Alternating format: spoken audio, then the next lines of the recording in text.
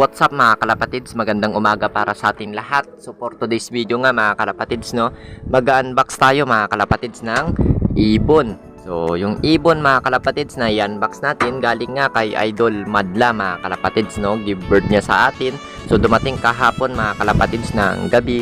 So, ngayon lang natin i-unbox mga kalapatids, no. So, andito na nga yung mga pang-summer natin. So, update ko nga pala mga kalapatids, nung third lap natin ng Bulacan, 3 lang yung napauwi natin mga kalapatids dahil nagka-smashan na naman mga kalapatids, no. So nagkaubusan ng ibon, so kunti lang yung nag-arrive mga kalapatids mula sa amin.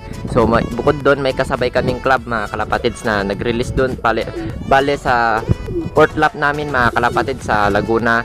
Last lap rin nila mga kalapatids yung kasabay namin Laguna ulit. So talagang hard race na naman mga kalapatids, no. So tignan natin kung hanggang saan yung kaya ng mga ibon natin mga kalapatids, pero okay lang yan, swertehan lang mga kalapatids sa pagkakalapati, wala sa matigas na bloodline, wala sa pagganda ng conditioning mga kalapatids, no. So swertehan lang talaga mga kalapatids ang pagkakalapati. So kahit unknown lang yung ibon mo, may pag-asa tayo lahat manalo at mag champion mga kalapatids. Yan ang lagi yung tatandaan. So shout out nga pala mga kalapatids, no, kay Kuya Marvin. So yan, kararating lang ng ring natin mga kalapatids sa bagong bukas na club dito sa amin. So ito siya mga kalapatids, no. So MBRPC, yan mga kalapatids yung ring natin.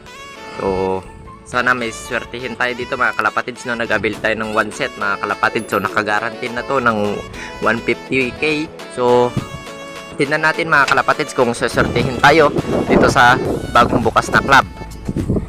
So yan yung mga pang summer natin mga kalapatids, mga bagong iwawala natin sa next season. So ayun yung mga napauwi natin mga kalapatids, no. So yan sila, yung mga may sticker mga kalapatids. Yung wala, na-clock ko na yung mga yan mga kalapatids, no.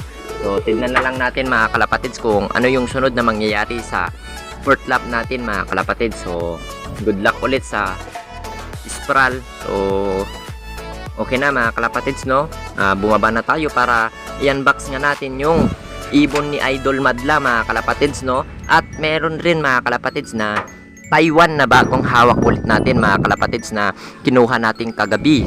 So okay na mga kalapatids, no. Baba na tayo para may pakita ko na sa inyo yung Taiwan at yung ibon ni Idol Madla mga kalapatids. So yan mga kalapatids, nandito na nga tayo sa baba. So andito nga yung i-unbox natin. So abangan nyo nga pala mga kalapatids, no, itong susunod na pag-vlog ko. Doon na tayo magbibigay ng mga ibon mga kalapatids, no. Ang gagawin na lang natin na mechanics mga kalapatids, hulaan nyo na lang yung 3 number mga kalapatids sa ring nila. Then kung sino makahula, yun na yung makakakuha ng ibon mga kalapatids. So ganun lang kasimple, hulaan nyo lang. Kunwari ito mga kalapatids, no, itong last ng ring ng ring na binigay sa akin, itong last number, yan 859.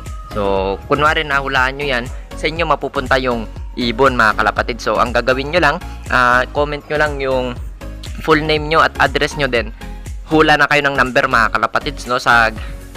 Siguro sa mas maganda sagdadalawang hula nyo lang mga kalapatids, no. So o kaya sige, bala na kayo mga kalapatids kung makailang hula kayo. So paunahan na lang kayo kung sino yung makakahula mga kalapatids, no, sa huling number. So tignan natin mga kalapatids yung bagong dating na Taiwan. So wait lang mga kalapatids, no. So ito siya, itong black na ring mga kalapatids, no, yung black na clip ring. So ito yung dumating mga kalapatids na Taiwan. Wait lang mga kalapatids, no, dahil nag-iisa kasi tayo. So yan mga kalapatids, no, yung Taiwan na dumating. So TPA to mga kalapatids. Ayan yung ring nya. So hindi ko pa ma-explain na mabuti sa inyo mga kalapatids dahil nag-isa tayo, wala yung stand mga kalapatids, no. Hindi tayo nakagamit ng stand ngayon. So mano-mano lang mga kalapatids yung pag-vlog natin. So ayan mga kalapatids yung Taiwan. So possible hen daw to mga kalapatids. Ayan. So wala pang nagmamay-ari nito mga kalapatids, no. Paki-PM na lang tong mismong account ko, kaya account ng misis ko. So PM nyo lang siya.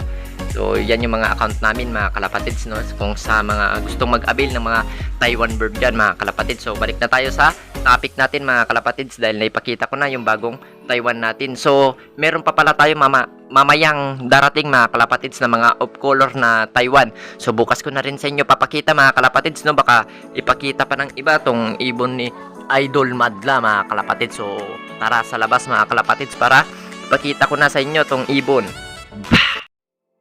So yan mga kalapatids, no, yan box na nga natin tong ibon ni Idol Madla mga kalapatids, no, muntik pa nakawala, grabe. So napakalakas mga kalapatids, no, napaka-healthy nitong ibon. So wala talagang sakit mga kalapatids, 100%. So napakagaling mga kalapatids na mag-alaga ni Idol Madla mga kalapatids, no. Mapapansin nyo sa ibon na namumulbos siya mga kalapatids, ayan, no. So namumulbos rin pati paa niya. So ito ngang ring niya mga kalapatids, no, naka personal band pa mga kalapatids, ayan, no. Madla Loop TV. So naka personal band pa mga kalapatids, at tong isang ring niya ay ARPF mga kalapatids ng North.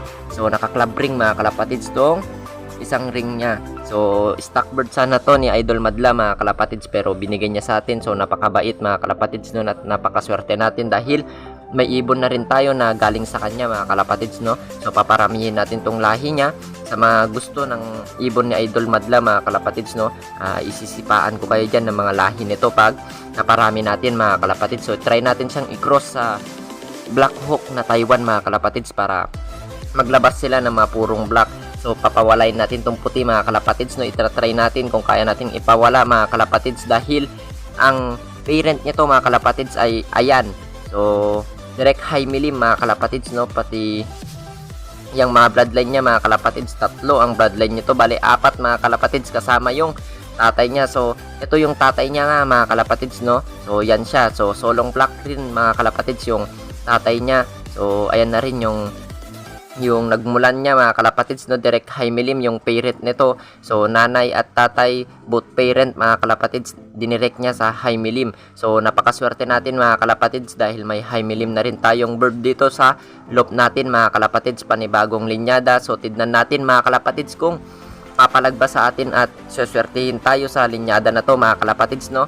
So paparamihin natin para magamit natin agad mga kalapatids, pero sa ngayon papagulangin pa natin ng mabuti mga kalapatids dahil baka hindi pa to naglulugon mga kalapatids, no, baka hindi niya pa naranasan. So lipas inakay pa lang kasi to mga kalapatids, so bata pa to, hindi pa pwedeng isalang. So mas maganda magsalang mga kalapatids ng nasa wastong edad para maganda talaga yung magiging inakay nila.